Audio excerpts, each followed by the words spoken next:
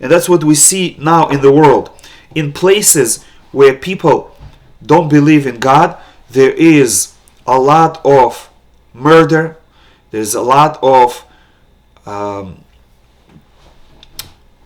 abuse in the name of benefiting the world. When you don't believe in God, then everything is permitted. Millions of people suffer.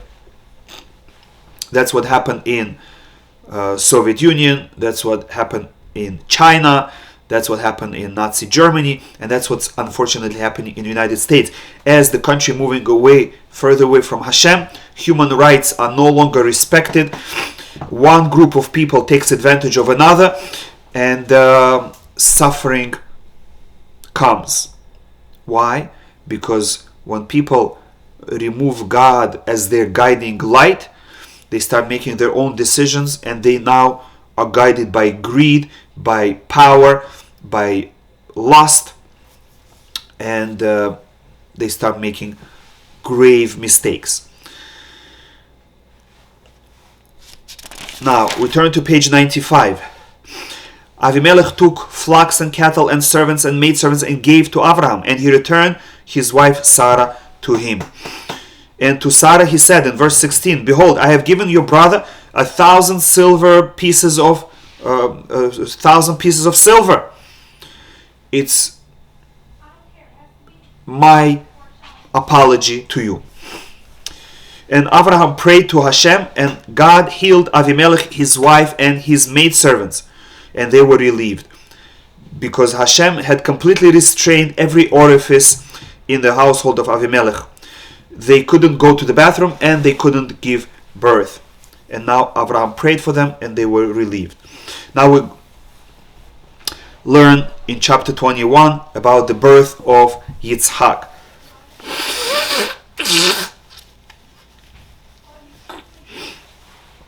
Hashem had remembered Sarah, and Sarah conceived and gave birth to a son, and they called him Yitzhak. Verse 4, Abraham circumcised his son Yitzhak at the age of 8 days, as Hashem had commanded him. And Abraham was 100 years old, and Sarah said, "God has made laughter for me, happiness for me. Whoever hears this good news will laugh for me in surprise and happiness." And some people didn't believe that this was possible. They thought that Abraham and Sarah adopted a baby. So Sarah said, "I will nurse my baby in front of everyone, and I will even challenge whoever wants, bring your hungry children, I will nurse." That is why it says, who is the one who said to Abraham, Sarah would nurse children? Why children? There's only one child. From here we see that she on that day nursed many children to show to everyone that she really gave birth to this baby. Verse 8, the child grew and was weaned when he was 24 months old. Abraham made a great feast on the day that Yitzhak was weaned. Page 97. Sarah saw the son of Hagar, the Egyptian, Ishmael. Her son was mocking. He was 14 years older than Yitzhak, and when Yitzhak grew up a little bit, Ishmael was making fun of him. And he was saying, I'm greater than you because you had Brit Milah when you were only 8 days old. I had Brit Milah when I was 13. I'm much greater. And Yitzhak told him, yeah, but you are proud that you were willing to do Brit Milah at 13. I am willing to give up my life for Hashem. When Sarah heard that Ishmael was making fun, she said to Abraham, drive out this slave woman with her son. And Abraham inquired of Hashem, and God said to Abraham, don't be distressed over your son and your slave woman. Whatever Sarah tells you, listen to her. So Abraham gave some bread and water to Hagar, and he sent her and Ishmael away. Verse 15, when the water in the skin was consumed, she dropped her son beneath one of the trees. Her son was already adult, but he got sick, and she carried him, but the water finished, so she dropped him by a tree. She went and sat at a distance, and she said, I don't want to see how my son dies. That's the difference between a Jewish mother and a non-Jewish mother. Hagar, when her baby is suffering and he's about to die, she says, I don't want to see him die. I want comfort. So she went far away and was crying there. Verse 17, Hashem heard the cry of the youth, and an angel of God called to Hagar from heaven and said to her, Hashem heard the cry of the young child in his present state, which means Hashem has mercy on Ishmael and he healed him. Arise, lift up the youth and grasp your hand upon him, for I will make him a great nation. Page 99. Then Hashem opened her eyes, and she perceived a well of water. Until now, the well of water was there, but she was blind to it. Hashem opened her eyes, allowed her to see. She saw the well. She went and filled the skin with water and gave Ishmael to drink. And Hashem was with Ishmael. He supported him, and he grew up, and he became an accomplished person. And his mother took a wife for him from the land of Egypt. So Ishmael had a mother who was Egyptian, and Ishmael had a wife who was Egyptian. Now, alliance with Avimelech at Beersheba. At that time, Avimelech and Fichol, general of his legion, said to Abraham, we know that God is with you. Please swear to me by God that you will not hurt us. And verse 24, Abraham said, I will swear. And then Abraham disputed with Avimelech regarding the well of water that Avimelech's servants had seized.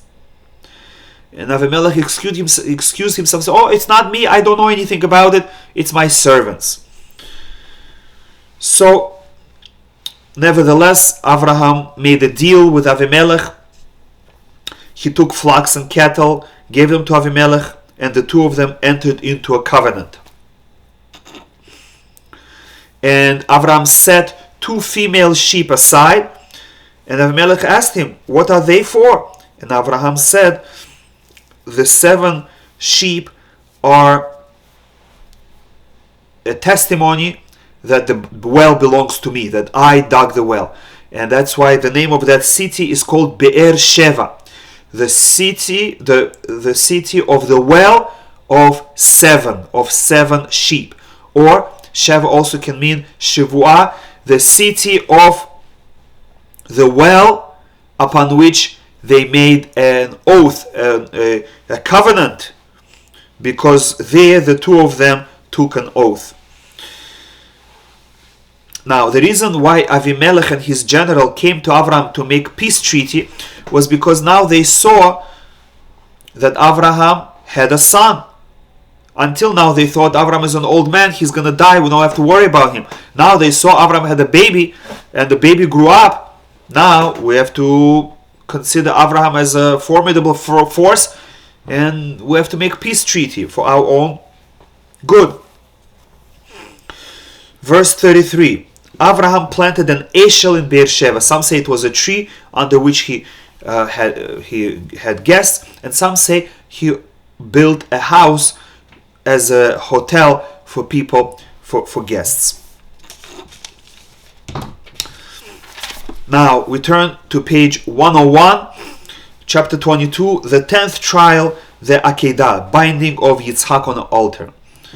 It happened after these things that God tested Abraham with his greatest test. And he told him, please take your son, your only one, the one that you love, Yitzhak, and go to the land of Moriah. Bring him up as an offering upon one of the mountains which I shall tell you. This is the greatest test. Why? Because number one, it's his son, his only one. Number two, his whole life Abraham was fighting with idol worshippers and telling them human sacrifice is not allowed. And now Hashem tells him, do human sacrifice. His whole life's work has to be undone, and that's very difficult. And the main reason is because Hashem said that your future is going to be in Yitzhak. The Jewish people are going to come from Yitzhak. If there are Jewish people, they will accept the Torah. There is reward in the next world. There is Olam Haba. If there is no Yitzhak, there is no Jewish people, no acceptance of Torah, no Olam Haba. And Abraham is willing to sacrifice everything, to the point of even sacrificing his own Olam Haba. All the tests that he passed until now. Hashem is telling him, do you love me enough to kill yourself? But not only to kill yourself, I know you're able to kill yourself because you were thrown into fire for me. But not only to kill yourself in this world, to kill yourself in the next world. Because by killing your son, you are going to destroy the whole world. You're going to destroy the whole spiritual world. No Jewish nation. No Olam Haba. The world of the souls will also be destroyed. No Gan Eden. No reward for you. You're going to disappear. A true self-sacrifice. And Abraham said yes. And that is why we benefit from Abraham's act until today, 3,500 years later. Abraham woke up early in the morning. He saddled his donkey, took two young men with him, Ishmael and Eliezer, and took Yitzhak, and took some wood, and went to Yerushalayim. Page 103. 3 days later, he sees the place from far away. He drops off the two boys that were with him, Ishmael and Eliezer, and they continue together. When they arrive at the place, they built an altar. We're now in verse 9. He bound Yitzhak, his son, with ropes, so that as he cuts his neck, Yitzhak should not twitch out of fear. And at that time, Yitzhak is already 37 years old, and he's willingly doing it. As we mentioned earlier, he actually told Ishmael that if Hashem asks me for it, I will do it happily. He placed him on the altar atop of the wood. He stretched his hand, took the knife to slaughter his son. And as he's doing it, he's crying tears of happiness and at the same time tears of sadness that he has to slaughter his own son. And as he is about to touch his son's neck with a sharp knife, an angel of Hashem called out to him from heaven and said, Avraham, Avraham. And Abraham says, yes, here I am. And the angel said, do not stretch out your hand against the boy, nor do anything to him. Which means don't even put a little scratch on him. Don't even draw a little bit blood. For now I know that you are God-fearing man. You were willing to sacrifice everything, literally everything for God. Since you have not withheld your son, your only one, from me, together with your son, your entire future, Olam Haba, the entire universe. And Abraham still doesn't give up. He still wants to offer something to Hashem. Avram raised his eyes and saw, behold, a ram caught in a thicket, in a thick bushes by its horns. Page 105. Avram went and took the ram and offered it up as an offering instead of his son. And Avraham called that place Hashem Yireh. So until now that place was called Shalem. Now Avraham added Yireh. So now it became Yerushalayim. As it is said this day, on that mountain Hashem will be seen. That's the Temple Mount where Hashem's presence was visible. And an angel of Hashem called out to Avraham again and gave him a blessing. Verse 17. I shall surely bless you and greatly increase your offspring like the stars of the heavens and like the sand of the seashore. And your offspring shall inherit the gate of its enemy. And all the nations of the earth shall bless themselves by your offspring, because you have listened to my voice. Avram returned to the young men that were waiting, and they together traveled to Beersheba. And it came to pass after these things that Avram was told, behold, Milcah,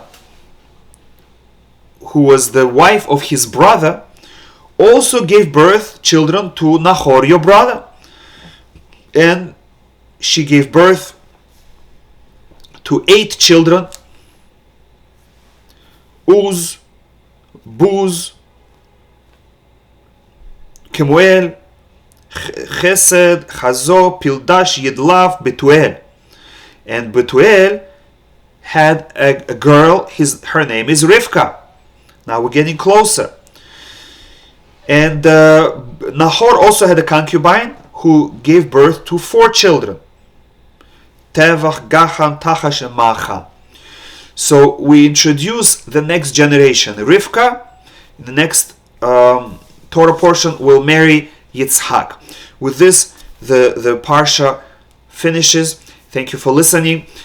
Shabbat Shalom. Have a good night.